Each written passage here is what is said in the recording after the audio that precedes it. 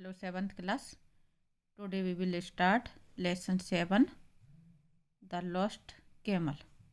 खोया हुआ ऊंट।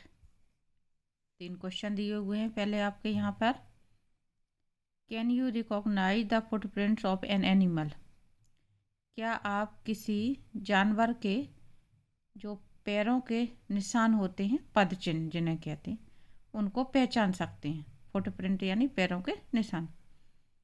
See the sketches of these footprints and find out who they belong to. यहाँ पर आपके इस तरह से 5 फुटप्रिंट दिए हुए हैं, उनकी बात की जा रही है कि इन स्केचों को देखें और पहचानने की कोशिश करें कि ये चिन्ह किसके हैं। Choose from the given words and write them in the blank spaces.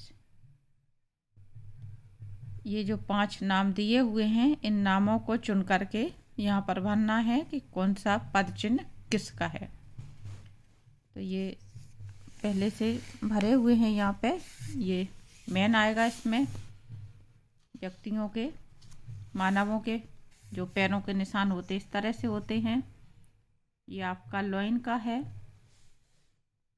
Lion और एलिफेंट आपको एक जैसा दिख रहा होगा, लेकिन अगर आप ध्यान से देखें तो लॉइन के ये 4 एक साथ हैं पैरों की उंगलियों के, और एक पीछे जा रहा है, जबकि यहाँ एलिफेंट में ये चारों एक साथ हैं उंगलियों के निशान। तो इतना सा अंतर है। ये आपके कैमल के पद चिन्ह हैं और ये डक का है। ठीक है, तो ये इस तरह से आएगा। अब हम लेसन स्टार्ट करेंगे कि क्या स्टोरी है इसमें।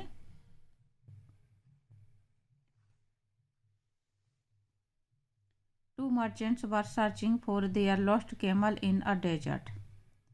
2 व्यापारी, मर्चेंट मीन्स व्यापारी, सर्चिंग यानी खोजना, तलाश करना। 2 व्यापारी खोज कर रहे थे या तलाश रहे थे अपने खोए हुए ऊँटों को। इन अ डेजर्ट, डेजर्ट कहते हैं रेगिस्तान में। अपने 2 खोए हुए ऊँटों को रेगिस्तान में तलाश रहे थे। They met an old man of the way, रास्ते में उन्हें एक बूढ़ा व्यक्ति मिला। They asked him whether he had seen a camel, उन्होंने उससे पूछा कि क्या उसने ऊँट देखा है। The old man in turn asked more questions, जब उन व्यापारियों ने ये पूछा कि क्या उन्होंने खोया हुआ कोई ऊँट देखा है, तो व्यापारी ने जवाब देने की जगह क्या किया, बहुत सारे क्वेश्चन पूछ दिए, बहुत सारे प्रश्न पूछ दिए। Is it an old animal, he asked. सबसे पहला प्रश्न जो उसने पूछा वो ये पूछा कि क्या वह एनिमल कैसा है, ओल्ड है यानी बूढ़ा है। The owners said it was, मालिकों ने कहा कि हाँ है। Is it lame in one leg, आगे उसने आस्क्ड द ओल्ड मैन, आगे दूसरा क्वेश्चन उसने ये पूछा क्या वह ऊँट कैसा है, लेम, लेम मीन्स लंगड़ा। The merchant said it was, तो व्यापारियों ने कहा कि हाँ है, ऊँट लंगड़ा भी है। Is it blind in the left eye, आगे उसने तीसरा क्वेश्चन पूछ दिया। The old man asked again, दोबारा से बूढ़े आदमी ने पूछा कि क्या वह एक लेफ्ट आंख से अंधा है, ब्लाइंड मीन्स अंधा, और लेफ्ट यानी बाएं, क्या वह बाईं आंख से अंधा है। The owner were a little surprise, अब जब इतने सारे वो क्वेश्चन पूछे जा रहा है तो अब क्या हुआ, मालिक यानी जो व्यापारी थे वो थोड़ा सा आश्चर्य में पड़ गए। ओनर मीन्स मालिक, और यहाँ पे मालिक कौन है, व्यापारी हैं। तो इसलिए ये बात कही जा रही है कि अब मालिकों को, ऊँट के मालिकों को थोड़ा सा आश्चर्य हुआ कि ऊँट के बारे में इतनी सारी जानकारी उस बूढ़े व्यक्ति को कैसे है। They said the animal was indeed blind in the left eye, उन्होंने कहा कि हाँ, जो उनका ऊँट है वो लेफ्ट बाएं आँख से निश्चित रूप से अंधा है। Have you seen the animal, they asked the old man. और उन्होंने उससे फिर पूछा कि हाँ वो बाईं आँख से अंधा तो है, लेकिन क्या तुमने उस जानवर को देखा है? They asked the old man, उन्होंने बूढ़े आदमी से पूछा। Without answering the old man said to them, बगैर जवाब दिए हुए बूढ़े व्यक्ति ने वृद्ध व्यक्ति ने उससे फिर पूछा, is the camel carrying wheat on one side of its back. वो जवाब नहीं दे रहा है बल्कि प्रश्न ही पूछे जा रहा है कि क्या कैमल अपनी पीठ पर एक साइड व्हीट यानी गेहूं लादे हुए है। The owner said that it was true, मालिकों ने कहा कि हाँ ये बात सही है कि वह पीठ पर एक साइड क्या कर हुए, गेहूं लादे हुए, क्योंकि यहाँ वन साइड कही जा रही है। कैमल की पीठ पर दो साइड सामान लादा जाता है, एक पीठ के इस साइड और एक पीठ के उस साइड, बीच में क्योंकि कुआड़ रहता है उनका, तो उसमें जो उनकी सीट रहती है वो फंसा दी जाती है और अगल बगल सामान लादा जाता है, इसलिए ये बात कही जा रही है कि one side. The owner said that it was true, मालिकों ने कहा कि हाँ ये सही है। Now they were sure that the old man had seen the animal, अब उन व्यापारियों को या मालिकों को ये निश्चित हो गया था कि बूढ़े व्यक्ति ने क्या किया है, उनका ऊँट जो है वो देखा है। And perhaps taken the goods, और क्या है शायद उसने सामान को क्या कर लिया है, चुरा लिया है, ले लिया है। द ओल्ड मैन कंटिन्यूड, लेकिन बूढ़ा व्यक्ति आगे बोलता है उनसे, isn't the camel carrying Honey on the other side, क्या ऊंट दूसरी साइड, हनी मीन्स शहद, शहद नहीं ले जा रहा है। Isn't the camel carrying Honey on the other side, यानी वो पूछ रहा है कि क्या दूसरी साइड ऊंट ने शहद अपनी पीठ पर लादा हुआ है। The owner cot hold of the old man and asked him angrily, जो मालिक थे उन्होंने बूढ़े व्यक्ति को पकड़ लिया और उनसे क्रोधित होकर के बोले, पूछा, have you stolen the goods and killed the animal, क्या तुमने क्या करा है, सामान को चुरा लिया है और जानवर को मार डाला है। स्टोलन यानी चुराना, किल्ड यानी मारना, कि क्या तुमने सामान को चुरा लिया और जानवर को मार डाला है। I have not even seen the animal, said the old man calmly, जब व्यापारियों ने उससे पूछा कि तुमने क्या सामान चुरा लिया और जानवर को मार दिया है, तो वह बूढ़ा व्यक्ति बोला कि मैंने तो तुम्हारे जानवर को देखा तक नहीं है। और ये बात उसने बड़ी शांति से, कामली यानी शांतिपूर्वक कही। The merchants asked him, do you think we are fools to believe your story, व्यापारियों ने उससे बूढ़े व्यक्ति से कहा कि क्या तुमने ये सोच रखा है कि हम लोग मूर्ख हैं जो तुम्हारी इस कहानी पर भरोसा कर लेंगे। And they dragged him to the khalifa's court, और वे उसको खींच करके कहाँ ले गए, खलीफा के दरबार में ले गए।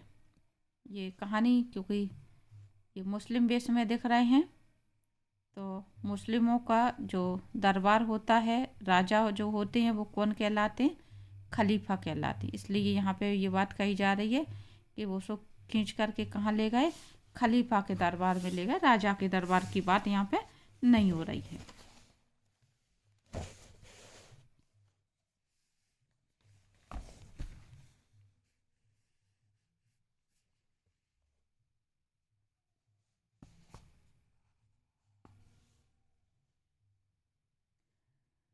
The khalifa listen to the merchants story, खलीफा ने व्यापारियों की कहानी को सुना।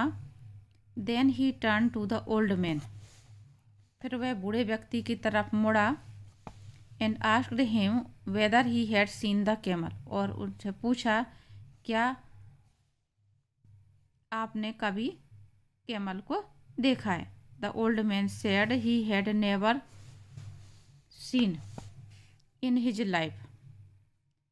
बूढ़े व्यक्ति ने कहा कि उसने जीवन में कभी भी, नेवर यानी कभी नहीं, उसने अपने जीवन में उसके ऊँट को या जानवर को कभी नहीं देखा। How do you know the camel is lame in one leg, the Khalifa asked. तो खलीफा ने उससे पूछा कि जब तुमने अपने जीवन में कभी भी उनके जानवर को नहीं देखा तो तुम्हें ये बात कैसे पता कि ऊँट एक पैर से लंगड़ा है। I looked at the footprint on the sand, said the old man.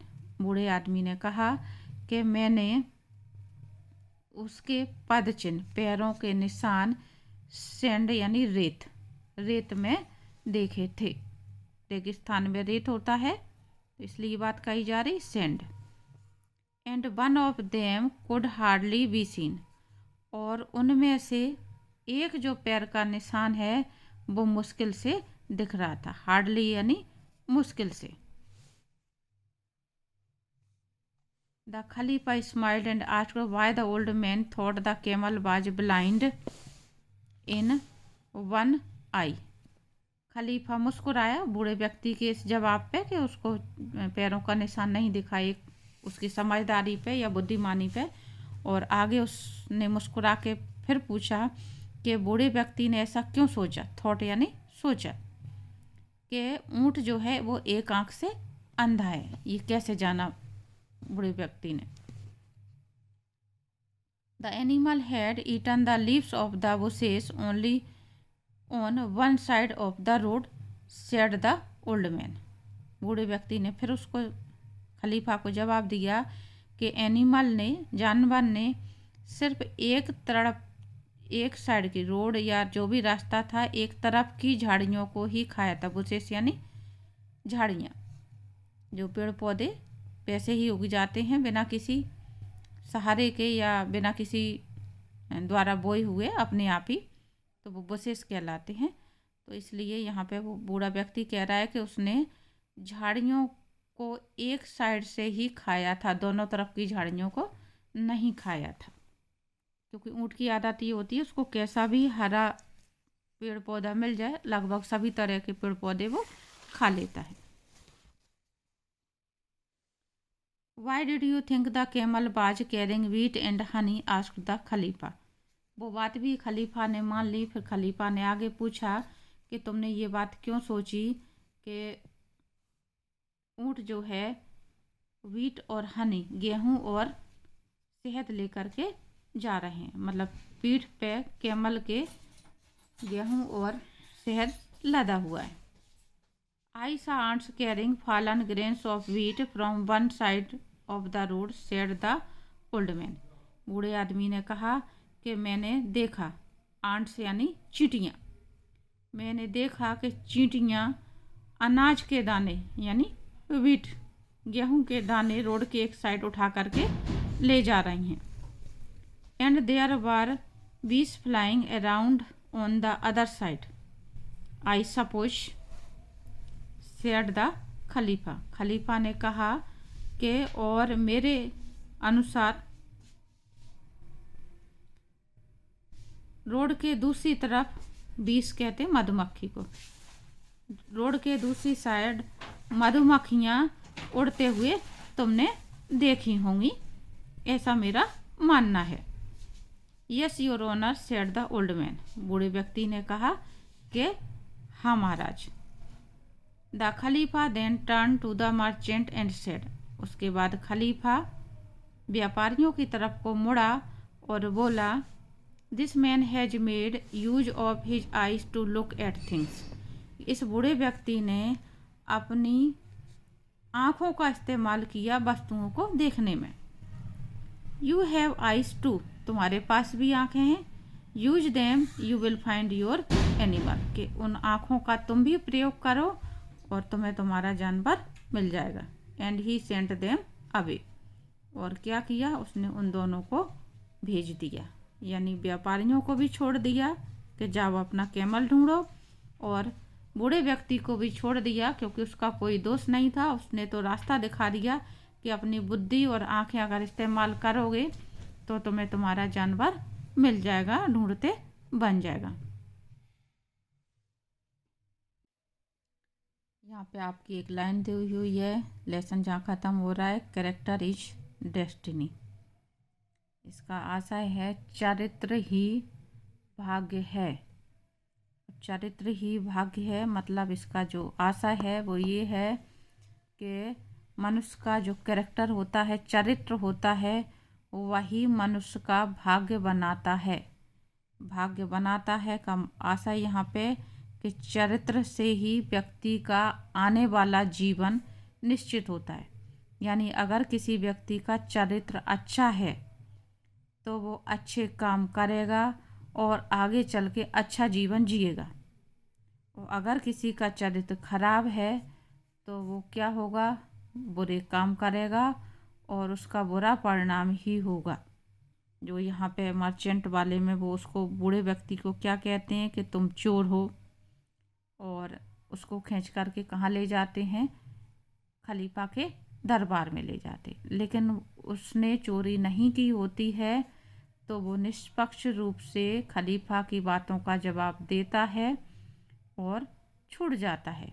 और यदि वो चोर होता तो खलीफा क्या करता, उसको पकड़ के जेल में डाल देता और जीवन भर जेल में वो सड़ता रहता, तो जीवन क्या होता, बर्बाद हो जाता। इसलिए ये बात कही जाती है कैरेक्टर इज डेस्टिनी, के चरित्र ही भाग्य है। इसलिए व्यक्ति का चरित्र कैसा होना चाहिए, हमेशा अच्छा, यानी हमें जो भी काम करने चाहिए हमेशा अच्छे काम करने चाहिए, अच्छे लोगों का साथ पकड़ना चाहिए, कभी भी बुरे काम नहीं करने चाहिए, ना ही बुरे लोगों का साथ देना चाहिए। आगे है आपकी एक्सरसाइज रीड एंड लर्न। पहला दिया हुआ है आपके कुछ इसमें मुहावरे दिए हुए हैं। The ship of the desert, ये बहुत ज़्यादा पूछा जाता है सेंटेंस, जीके का क्वेश्चन पूछा जाता है। The ship of the desert किसको कहते हैं? The ship of the desert means रेगिस्तान का जहाज। डेजर्ट मीन्स रेगिस्तान और शिप में जहाज, तो the ship of the desert माने रेगिस्तान का जहाज। अ लेम एक्सक्यूज, अ लेम एक्सक्यूज यानी झूठे बहाने बनाना। फुल प्रूफ, फुल प्रूफ का मतलब संपूर्ण जांच पड़ताल के बाद। टू वर्क हार्ड मीन्स कठिन परिश्रम करना। To turn a blind eye, to turn a blind eye यानी आँख से अंधे हो जाना। टू लीव वंस फुटप्रिंट, किसी के छोड़े हुए परचिन, किसी जानवर के या किसी के भी जो निशान बन जाते हैं पैरों के, वो। मर्चेंट मीन्स व्यापारी। सरप्राइज मीन्स आश्चर्यचकित। डेजर्ट यानी रेगिस्तान। कामली यानी शांतिपूर्वक। परहैप्स मीन्स शायद। ड्रैग्ड यानी खींचना, घसीटना। अब यहाँ पे जो आपके लेसन में आया है, खींचना घसीटने का मतलब ऐसा नहीं है कि हमने कोई चीज़ को पकड़ा और इस तरह से ऐसे घसीट दिया, यानी वो उसको क्या करते हैं, वृद्ध व्यापारी को ज़बरदस्ती खलीफा के दरबार में ले जाते, तो उस चीज़ के लिए यहाँ आया है। एंग्रीली क्रोधित, क्रोधपूर्ण। फुटप्रिंट यानी पदचिन्ह, पैरों के निशान। आगे हम इसके क्वेश्चन आंसर समझेंगे कंप्रीहेंशन में। द लॉस्ट कैमल लेसन में आपको समझा चुकी हूँ। पहला क्वेश्चन है आपका, where were the two merchants, why were the two merchants surprise at the old man's question. दोनों व्यापारी वृद्ध व्यक्ति के प्रश्नों पर क्यों आश्चर्यचकित हुए? आंसर है आपका दे सरप्राइज्ड। दे का मतलब यहाँ पे द टू मर्चेंट्स, आप चाहें तो दे की जगह पर टू मर्चेंट्स लिख सकते हैं। आंसर थोड़ा दे लिखने से छोटा हो जाता है। दे सरप्राइज्ड बिकॉज, यहाँ तक आ गया। The old man was telling them something about the camel, क्योंकि वृद्ध व्यक्ति ऊँट के बारे में उन्हें कुछ जानकारी दे रहा था। वो प्रश्न पूछ करके सब बातें उनकी जो भी थी वो जानकारी दे रहा था। ये आंसर थोड़ा सा शॉर्ट फॉर्म में लिखा हुआ है, आप चाहें तो इसको पूरा रिपीट कर सकते हैं। The two merchants were surprise at the old man's question. उसके बाद आप बिकॉज लिखें तो भी चल जाएगा। तो ये आंसर इस तरह से हो सकता है। बड़ा अगर आपको लिखना है तो द टू मर्चेंट्स क्वेश्चन में से ही आएगा। वर, जो हेल्पिंग वर्ब हमारी शुरू में रखी होती है WH वर्ड के बाद, उसको सब्जेक्ट के बाद रखते हैं हम जब भी आंसर लिखते हैं। तो ये हो जाएगा the two merchants were surprised at the old man's question because the old man was telling them something about the camel. दोनों व्यापारियों को बूढ़े व्यक्ति की बातों को सुनकर आश्चर्य हुआ, क्योंकि वह उन ऊँट के बारे में कुछ जानकारी दे रहा था। नेक्स्ट क्वेश्चन है आपका, why did the merchant think that the old man had seen the camel. व्यापारियों को ये बात क्यों लग रही थी कि वृद्ध व्यक्ति ने उनका ऊँट देखा है। द मर्चेंट थॉट बिकॉज, व्यापारियों ने ऐसा सोचा क्योंकि। यहाँ पे आप फिर से क्वेश्चन का पूरा सेंटेंस रिपीट कर सकते हैं। द मर्चेंट्स थिंक का यहाँ पे लिखा हुआ है थॉट, क्योंकि डिड सेकंड फॉर्म आई हुई है, तो यहाँ पे जब हम आंसर लिखेंगे तो थिंक को सेकंड फॉर्म में कर देंगे तो हो जाएगा thought. The merchants thought that the old man had seen the camel, फिर आ जाएगा because. The old man was asking the questions which was related to camel, क्योंकि जो वृद्ध व्यक्ति था वह ऊँट के बारे में जो भी प्रश्न कर रहा था वो ऊँट से संबंधित थे। यानी जो भी क्वेश्चन पूछ रहा था वो क्वेश्चन किससे संबंधित थे, ऊँट की जानकारी के विषय में थे। नेक्स्ट क्वेश्चन है आपका, why did they take the old man to the khalifa. वे बूढ़े व्यक्ति को या वृद्ध व्यक्ति को खलीफा के पास क्यों ले गए। इस क्वेश्चन को दूसरे तरीके से ऐसे भी पूछा जा सकता है, why did the merchants take the old man to the खलीफा। आंसर दोनों का एक ही है और दोनों का मतलब भी एक ही है। They took the old man to the khalifa because, वे बूढ़े व्यक्ति को खलीफा के पास ले गए क्योंकि।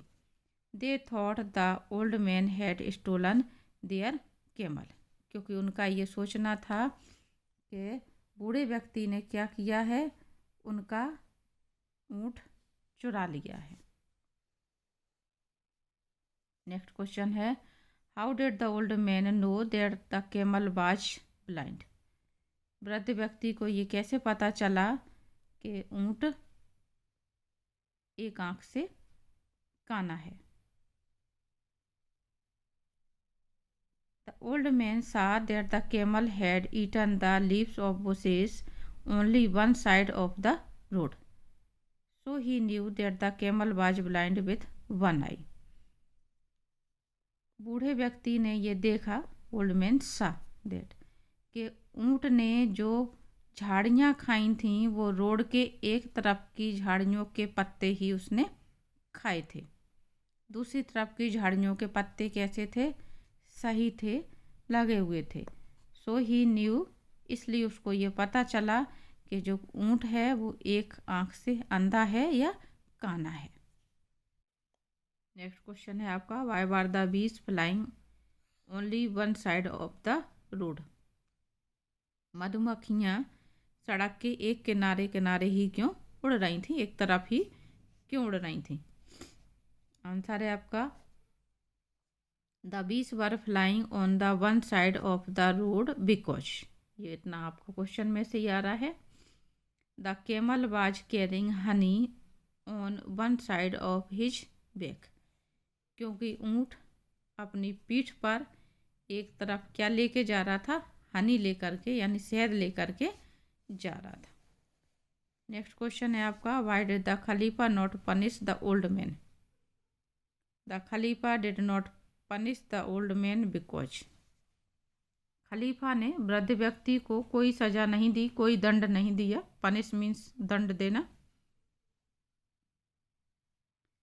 क्योंकि he was speaking the truth and had not stolen the merchants camel, क्योंकि बूढ़ा व्यक्ति सत्य बोल रहा था, सच बोल रहा था, और उसने मर्चेंट यानी व्यापारियों का कैमल नहीं चुराया था, क्योंकि व्यापारियों को ये लग रहा था कि उसने ऊँट चुराया है, इसलिए वो उसको खलीफा के पास ले जाते हैं, जबकि हकीकत ये थी कि उसने अपनी आंखों से सच्चाई देखी, उस बात को क्या किया था, व्यापारियों के सामने रखा था। तो इस वजह से खलीफा ने उसको कोई सज़ा नहीं दी या कोई दंड नहीं दिया। आगे आपके दिए हुए हैं, complete the following sentence using the correct option. Objective type आपके क्वेश्चन दिए हुए हैं आपके लेसन के आधार पे। The two merchants were looking, दो व्यापारी ढूंढ रहे थे। क्या ढूंढ रहे थे? फॉर देयर फ्रेंड, उनके मित्र को। फॉर देयर लॉस्ट कैमल, अपने खोए हुए ऊँट को।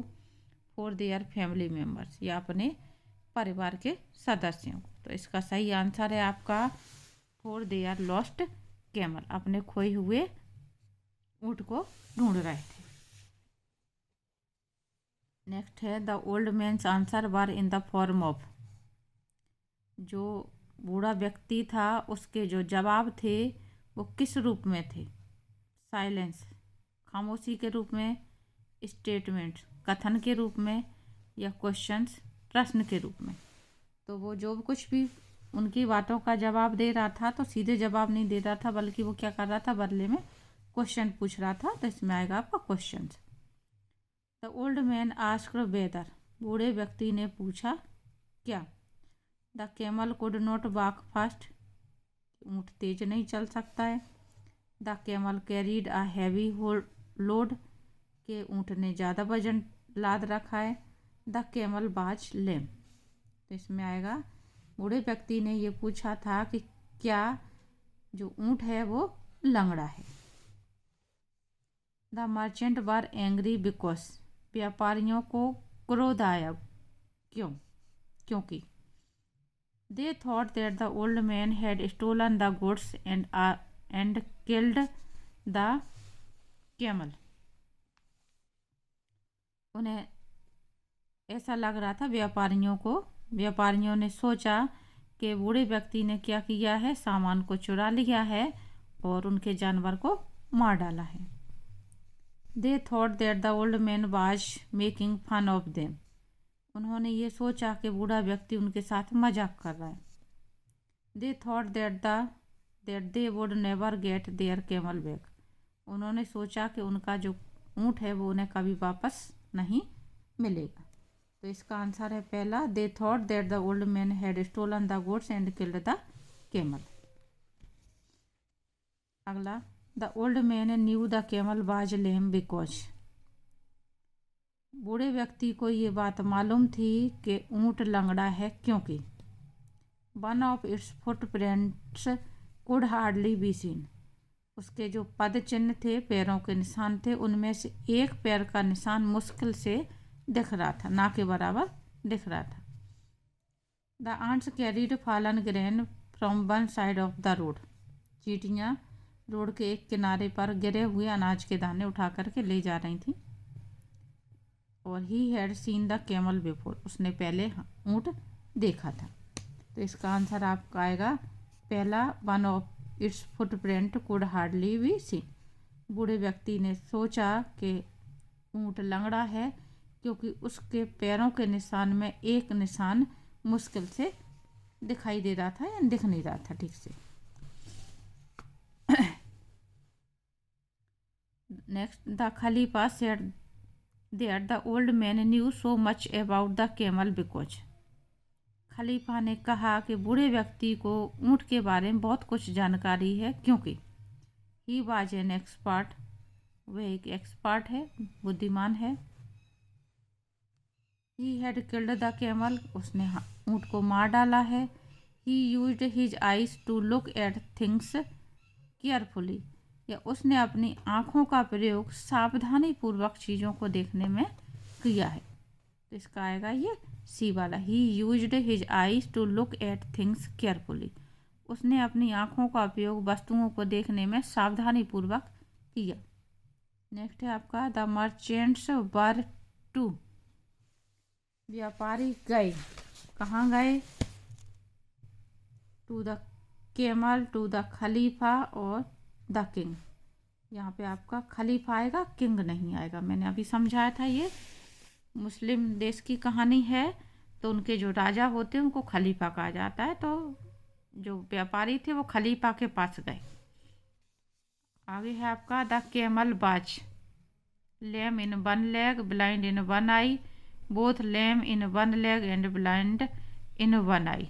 तो ये आएगा आपका सी। ऊँट जो है वो एक पैर से लंगड़ा भी था और एक आंख से अंधा भी था।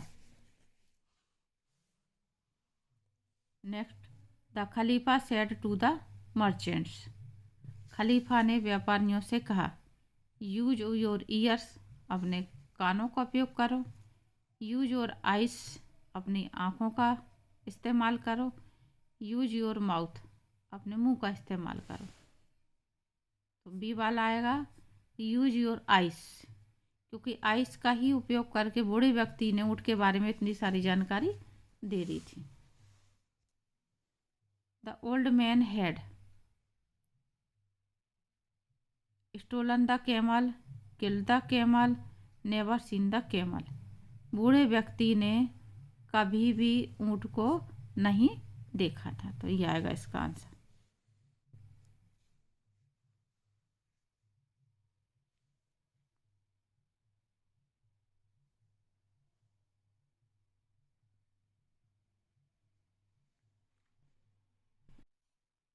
आगे हम वर्ड पावर समझेंगे। Match the words with their meaning.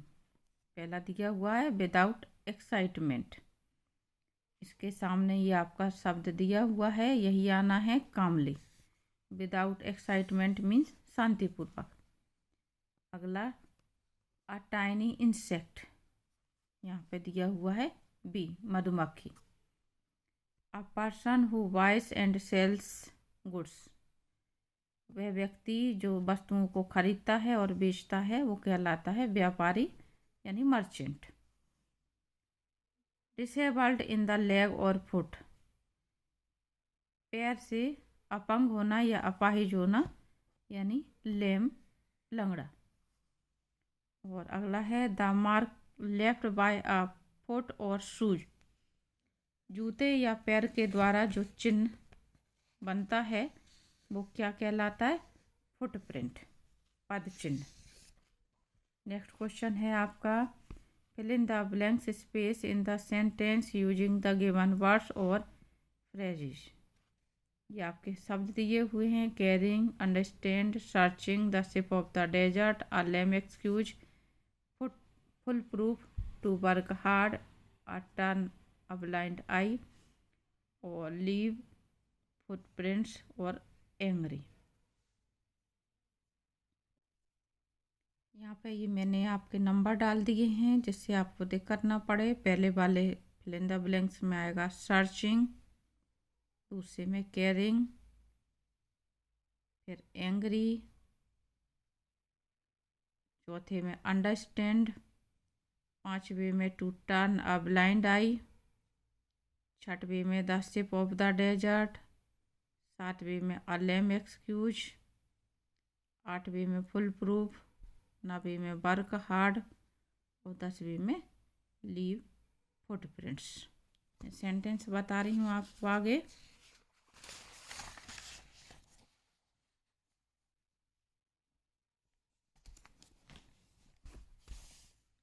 पहला सेंटेंस दिया हुआ है आपका भोला बाज फॉर हिज बॉल, तो यहाँ पे आपका आना है सर्चिंग। अगला the truck was bags of onion, यहाँ पे आएगा carrying. The teacher was angry because Suraj did not do his work. Next है आपका no one could the story told by Ramesh. Fourth में आप आएगा understand, no one could understand. फिर अगला है आपका the police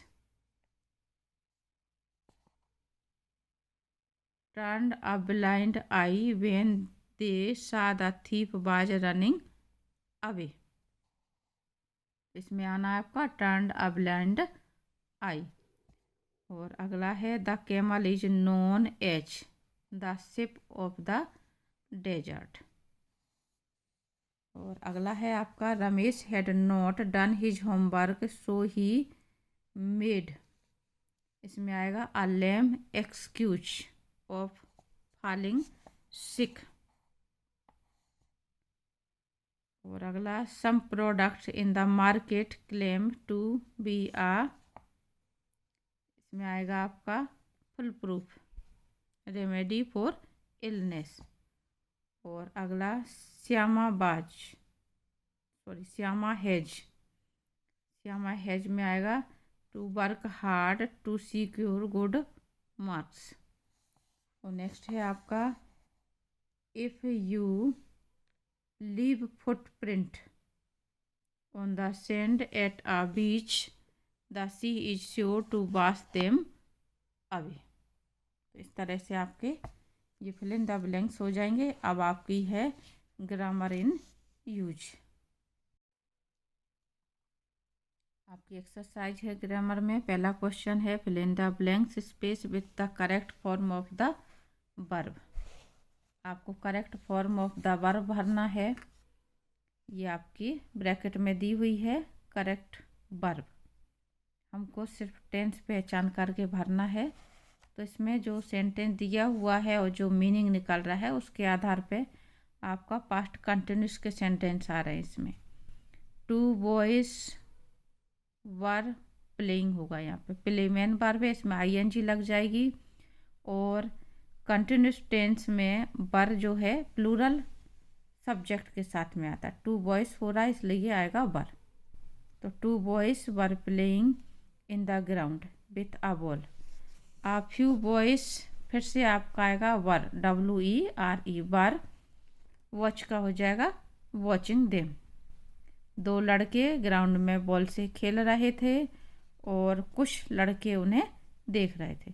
all of them फिर से आएगा ऑल ऑफ देम, प्लूरल है इसलिए वर इंजॉइंग, इंजॉय में आईएनजी लग जाएगा।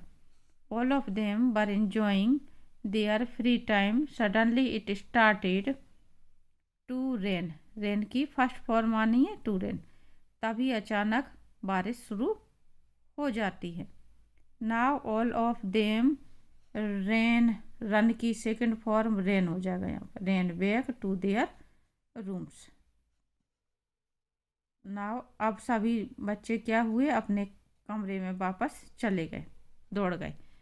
वन ऑफ देम पिक्ड आएगा, पिक्ड अप द बॉल, उनमें से एक ने बॉल को उठा लिया या उठाया। आगे आपके ग्रामर में ही दिए हुए क्वेश्चन बनाना। इन्होंने एग्जाम्पल के तौर पे एक दिया हुआ है आपका frame question to get the following answers start with the WH word. Suman has her lunch at office, ये आपका ब्रैकेट में दिया, इससे क्वेश्चन बनाना है। WH वर्ड की मदद से क्वेश्चन बनाना है। तो WH वर्ड की मदद से जब क्वेश्चन बनाते हैं तो जो मीनिंग WH वर्ड का निकलता है उसके आंसर शब्द को छोड़ दिया जाता है। जैसे पूछा जाए Suman has her lunch at office, Suman अपने ऑफिस में लंच कर रही थी या खा रही थी, खाती है या करती है। तो वेयर का मतलब है कहाँ, तो कहाँ का जवाब क्या मिल रहा है इसमें, एट ऑफिस यानी ऑफिस में। तो उस शब्द को हमें क्वेश्चन बनाते समय क्या करना रहेगा, छोड़ना रहेगा। वेयर है तो स्थान शब्द जो होगा, स्थान सूचक शब्द, उसको छोड़ देंगे। दूसरी बात ये कि WH वर्ड जब भी आएगा उसमें तुरंत ही सेंटेंस के टेंस के अनुसार हेल्पिंग वर्ब रखी जाती है।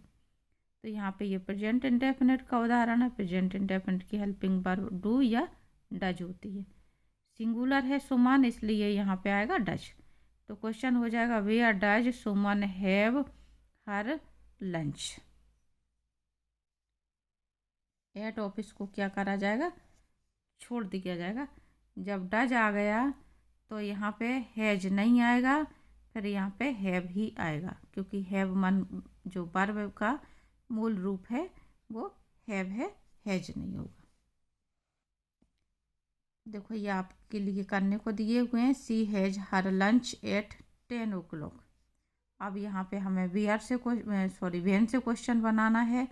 तो वेन का जवाब क्या मिल रहा है, वेन यानी कब। कब का जवाब हमारी घड़ी का समय दिया हुआ है। इस शब्द को हम क्या करेंगे, क्वेश्चन बनाते समय छोड़ देंगे।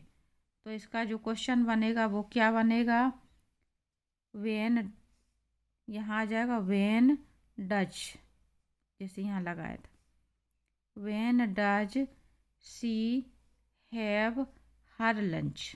हैज की जगह पे जैसे यहाँ पे क्या किया गया था, हैव, तो हम भी करेंगे, ये ध्यान रखना है हमको।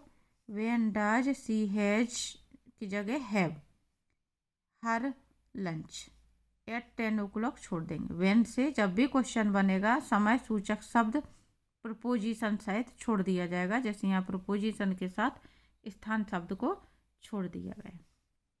नेक्स्ट क्वेश्चन आपका पूछ रहे हैं व्हाट से। She has chapatis and vegetables for lunch. What से जब क्वेश्चन बनता है तो क्या का जवाब जो होता है उस शब्द को छोड़ देते हैं, यानी ऑब्जेक्ट को छोड़ देते हैं।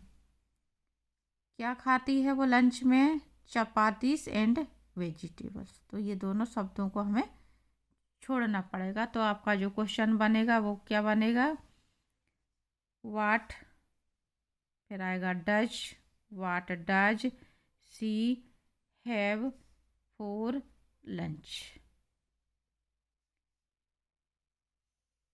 ये आपका जवाब है। क्या खाती है लंच में, क्या लेती है वो, चपातीस एंड वेजिटेबल्स, तो हम छोड़ देंगे।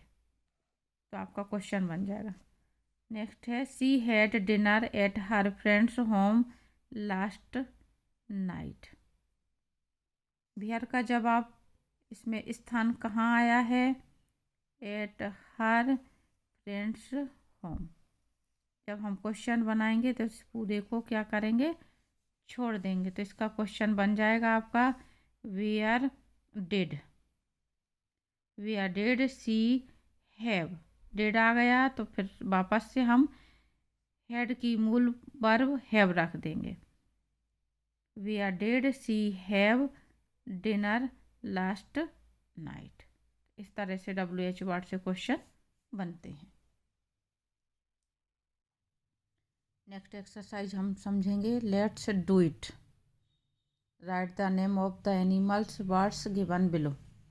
नीचे कुछ जानवरों के नाम, पक्षियों के नाम दिए हुए हैं, हमें नाम लिखना है। The largest land animal, long trunk, Yeats leaves and fruits. ये जो आपका दिया हुआ है कॉलम, एलिफेंट के बारे में दिया हुआ है। लार्जेस्ट लैंड एनिमल, जमीन का सबसे बड़ा, यानी पृथ्वी का सबसे बड़ा जानवर, लंबी सूंड होती है और जो पत्तियां और फल खाते हैं, तो वो क्या है, एलिफेंट। अगला है आपका a wild animal, black and white stripes, eats leaves. काली सफ़ेद धारियाँ जिस पर होती हैं और वह पत्तियाँ खाता है, यानी शाकाहारी होता है, तो ये आपका zebra. A flightless bird, white and black, Yeats fish. Flightless यानी ना उड़ सकने वाला पक्षी, और जो क्या होता है, ब्लैक एंड वाइट होता है, काला सफ़ेद, और जो मछलियाँ खाता है। तो ये चित्र किसका है, ये है पेंगुइन। पेंगुइन पक्षी है लेकिन उड़ नहीं सकता, चलता है मनुष्य की तरह 2 पैरों पे। अगला है आपका A tall animal, long neck, eats leaves. लंबा जानवर जिसकी लंबी गर्दन होती है और पत्तियां खाता है। तो ये क्या है बच्चों? ये है आपका जिराफ। अगली एक्सरसाइज जो है वो हम देखेंगे। आपका पैराग्राफ दिया हुआ है, उसको समझेंगे हम। ये आपका पैराग्राफ दिया हुआ है एक। Read the following passage carefully and then answer the questions given below. ये आपका कैमल के ऊपर पैराग्राफ दिया हुआ है, ये मैं आपको समझा रही है। इस तरह से आपके अनसीन पैसेज जो आते हैं क्वेश्चन आंसर ढूंढने के लिए, उस तरह का है ये। The camel is one of the oldest of the domestic animals. Camel means ऊँट, और डोमेस्टिक कहते हैं घरेलू या पालतू पशु जो होते हैं। तो जो कैमल है यानी ऊँट, वो पुराने पालतू पशुओं में से एक है, यानी पुराने समय से इसको पाला जाता रहा है। It has been use for thousand of years by the desert people of Africa and Asia to fulfil several of their needs. यह हजारों सालों से रेगिस्तानी लोगों द्वारा, जो इलाके रेगिस्तानी हैं उन इलाकों की बात कही जा रही, लोगों द्वारा अफ्रीका और एशिया महाद्वीप में दोनों जगह। अफ्रीका में भी बच्चों सहारा रेगिस्तान दुनिया का सबसे बड़ा रेगिस्तान है, और हमारे एशिया में भी रेगिस्तानी इलाके हैं।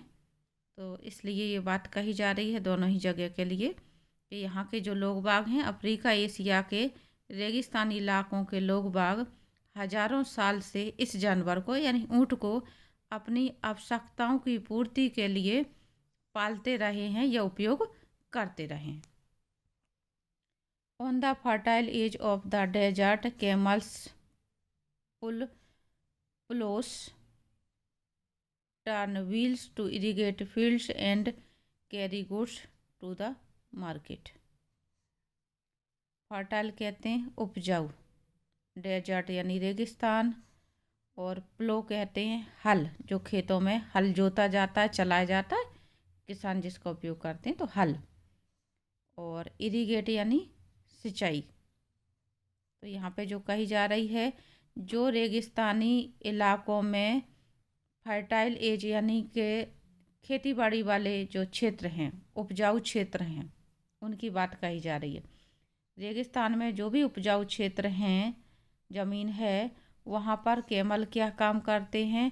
हल चलाते हैं।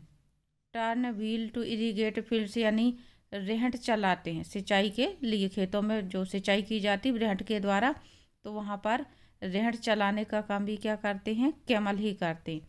And carry goods to the market, और बाजार से सामान लाना ले जाना भी किसका काम है? ऊँटों के द्वारा ही काम लिया जाता है। In the desert itself they are still almost the only means of transport।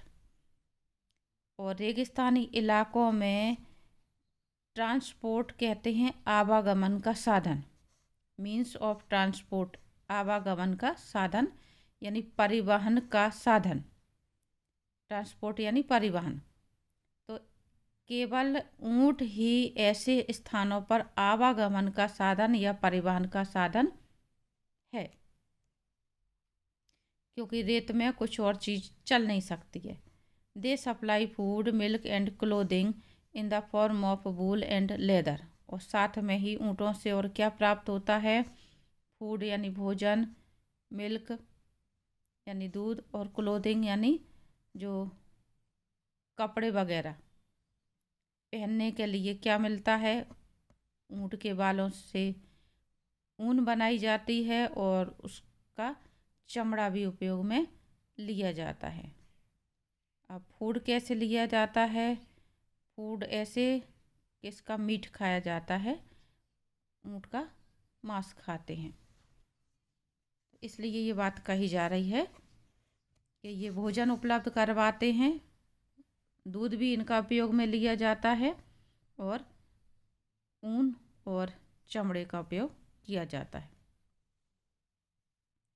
This useful animal is well adapted to live in harsh dry lands. ये जो जानवर है, उपयोगी जानवर, ये कठिन और सूखे रेगिस्तानी इलाके के लिए बिल्कुल अनुकूल है। अपने उसमें वो ढला हुआ है रेगिस्तानी इलाके में परिवहन के लिए या रहने के लिए। The Arabian camel has one hump. Hump कहते हैं जो ऊँट का कुबड़ निकला होता है। अरेबियन यानी अरब देश के। तो अरेबियन जो कैमल होते हैं उनका एक ही कुबड़ होता है। अपने भारत में रेगिस्तान में जो राजस्थान वगैरह है जहाँ ऊँट होते हैं, तो हमारे यहाँ पर भी क्या है, एक ही कुबड़ होता है। यहाँ पे आपके दो चीज़ों का जिक्र करा गया, एक अफ्रीका में भी होता है और एक एशिया में भी। तो हम कह सकते हैं कि एशिया में जो है वो एक कुबड़ वाला ऊँट है और अफ्रीका में जो है वो दो कुबड़ का ऊँट पाया जाता है। तो यहाँ पे हम जो बात कर रहे हैं अपने यहाँ के ऊँटों की बात कर रहे हैं। तो यहाँ पे एक कुबड़ होता है which is use as a source of energy when food and water are scarce. ये जो इनका कुबड़ होता है वो किसका साधन होता है, फूड और एनर्जी का साधन होता है जबकि भोजन और पानी की कमी हो। तो ये क्या करते हैं, अपना स्टोर करके रखते हैं और इससे एनर्जी प्राप्त करते हैं। When it does drink, the camel can take up to 100 liters of water in 10 minutes. जब ऊँट पानी पीता है तो ऊँट में इतनी क्षमता होती है कि वो 10 मिनट के अंदर 100 लीटर पानी पी जाता है। तो जो यहाँ पे बात कही जा रही है कि फूड एंड वाटर, यानी ऊँट रेगिस्तान में इसलिए ज़्यादा दिनों तक जीवित रह लेता है कि अगर उसको पानी 1 महीने तक ना मिले, कहानी जो इसके बारे में कहा जाता है, कहावत है कि ऊँट को रेगिस्तान में 1 महीने तक पानी ना मिले तो बिना पानी के वो रह सकता है, क्योंकि इसके कुबड़ में क्या होता है, फूड एंड वाटर संचित करके रखा जाता है। तो वो बात यहाँ पे कही जा रही कि एक ऊँट सिर्फ 10 मिनट में कम से कम 100 लीटर पानी पी लेता है। The camel has broad soft feet for a steady grip in the sand. Broad means होता है चौड़ा। कैमल के जो पंजे होते हैं वो बहुत चौड़े होते हैं, सॉफ्ट यानी मुलायम होते हैं और रेत में अच्छे से उनकी पकड़ बन जाती है। A thick skin protects it from the hot day time sun and bitterly cold nights. और उसकी जो मोटी चमड़ी, थिक स्किन यानी मोटी चमड़ी जो होती है वो उसको प्रोटेक्ट करती है यानी सुरक्षित करती है, सुरक्षित बनाती। किससे, हॉट डे टाइम सन, दिन में जो सूर्य की तेज गर्मी रहती है उससे इसकी जो मोटी स्किन है वो उसको बचाती है। और रात में जो भयंकर ठंड पड़ती है, कपकपा देने वाली जो ठंड रहती है, उस ठंड से भी ये मोटी स्किन क्या करती है, इसकी रक्षा करती है। The camel's eyes have 3 eyelids. Eyelid कहते हैं पलकें, आँखों के ऊपर हमारी जो पलकें होती हैं। तो कैमल की क्या होती हैं, आँखों के ऊपर 3 पलकें होती हैं, हमारी सिर्फ एक पलक होती है। तो कुछ भी धूल मिट्टी आती है हमारी आँख की पलक पे पड़ती है तो हम तुरंत आँख को बंद कर लेते हैं। ऊँट की 3 पलकें होती हैं to help keep out sand, जिससे वो क्या होता है, धूल मिट्टी से उसकी आँखें बची रहती हैं, इसीलिए वो रेगिस्तान में आराम से देख सकता है। Its ears and nose are also adapted to keep out sand storms. इसी तरह से उसके जो कान हैं और नाक है वो भी इस तरह के धूल भरे वातावरण में या रेतीले इलाके में जो तूफान वगैरह आते हैं रेगिस्तानी, उनसे बचाव के अनुकूल है। Camels stand about 2 metres height at the shoulder and weigh 5 to 800 किलोस। Camel जो है उसकी ऊंचाई कितनी होती है, स्टैंड अबाउट 2 मीटर्स हाई, लगभग 2 मीटर, और एट द शोल्डर, यानी किसी के, कोई व्यक्ति अगर खड़ा हुआ है,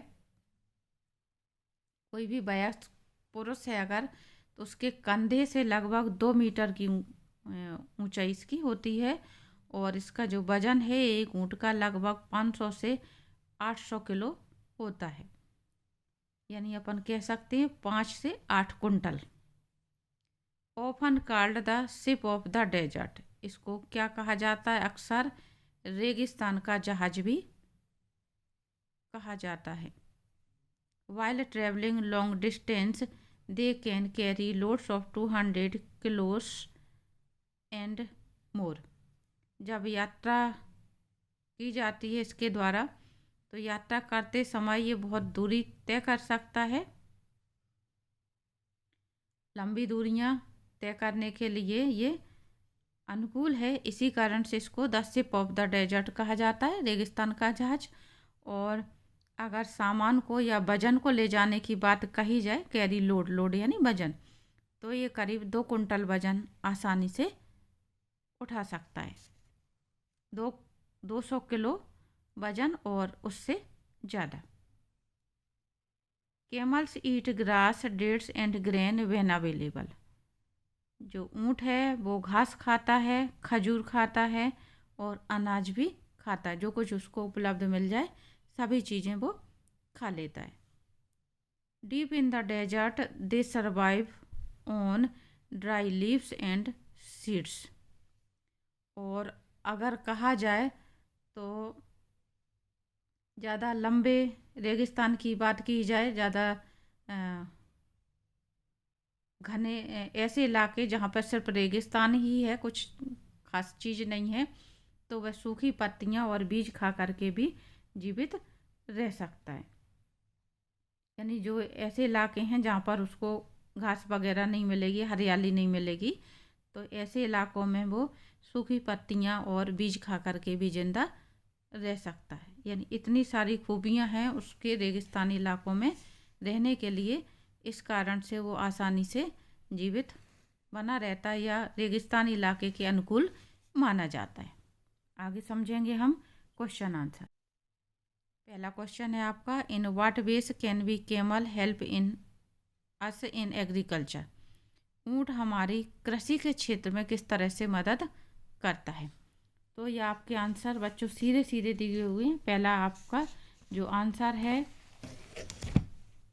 वो यहाँ से दिया हुआ है, on the fertile edge of the desert camels pull ploughs turn wheels to irrigate fields and carry goods to the market. Total आपका यहाँ से यहाँ तक पहले क्वेश्चन का आंसर आ जाएगा, कुछ भी आपको चेंज करने की ज़रूरत नहीं है। यानी रेगिस्तान के उपजाऊ क्षेत्रों में ऊँट हल खींचता है, रहड़ चलाता है और सामान लाता ले जाता है। नेक्स्ट क्वेश्चन है आपका, what's the use of the camel's hump, camel के कुबड़ का क्या उपयोग है। यहाँ पे हम थोड़ा सा क्वेश्चन में से लेंगे हिस्सा, the camel's hump, camel's hump लिखने के बाद हम यहाँ से लिखेंगे is use as a source of energy when food and water are scarce, यानी जब कभी भी क्या होती है, पानी या भोजन की कमी हो, तो इसका कुबड़ जो है वो ऊर्जा का स्रोत होता है। नेक्स्ट क्वेश्चन है, how is the camel's body suited to the desert hard conditions, रेगिस्तान के कठिन जीवन के लिए जो ऊँट है किस तरह से उसका शरीर अनुकूल है। तो इसका जो आंसर है ये पूरा पैराग्राफ आएगा। अगर आपको ज़्यादा छोटा करना हो तो भले ही आप यहाँ तक कर लें, वरना ये आपका पूरा पैराग्राफ ही आएगा, क्योंकि इसमें सब कुछ बताया है। उसके पंजे कैसे हैं, उसकी स्किन कैसी है, और आँखें, कान, नाक सब कुछ उसके अनुकूल है। नेक्स्ट क्वेश्चन है, what does the camel eat, camel क्या खाता है। ये आपका लास्ट पैराग्राफ आया हुआ है, कैमल क्या खाता है। यहाँ से यहाँ तक आपका फोर्थ क्वेश्चन का आंसर हो जाएगा। फिर अगला आपका give a suitable title to the passage. इस पैसेज का एक अनुकूल शीर्षक बताएं। पहली चीज़ तो ये कि इसका जो शीर्षक आप लिखना चाहें तो सिर्फ द कैमल लिख सकते हैं, ठीक है, क्योंकि ये पैराग्राफ पूरा कैमल के ऊपर है। दूसरा, जब कभी भी किसी पैराग्राफ में कोई कहावत वगैरह आ जाती है तो हमें उस कहावत को टाइटल बनाना चाहिए। तो the ship of the desert ये कहावत दी हुई है, तो जब हम इसका टाइटल लिखेंगे तो हम इस तरह से लिख सकते हैं, the camel the ship of the desert, यानी ऊंट रेगिस्तान का जहाज। यहाँ पे हम the ship of the desert लिख देंगे, तो ये भी आपका टाइटल बन सकता है, camel the ship of the desert. तो बच्चों ये आपका लेसन समाप्त होता है। यहाँ पे ये पैराग्राफ मैंने समझा दिया है, उम्मीद करती हूँ आपको समझ में आ गया होगा। और अगर आपको ये पसंद आए वीडियो तो वीडियो को लाइक कर दें, और चैनल पे पहली बार जुड़ रहे हों तो चैनल को सब्सक्राइब कर लें, और अपने मित्र वगैरह जो भी हों उनमें शेयर करें, जिससे ये वीडियो उन तक भी आसानी से पहुंच सके।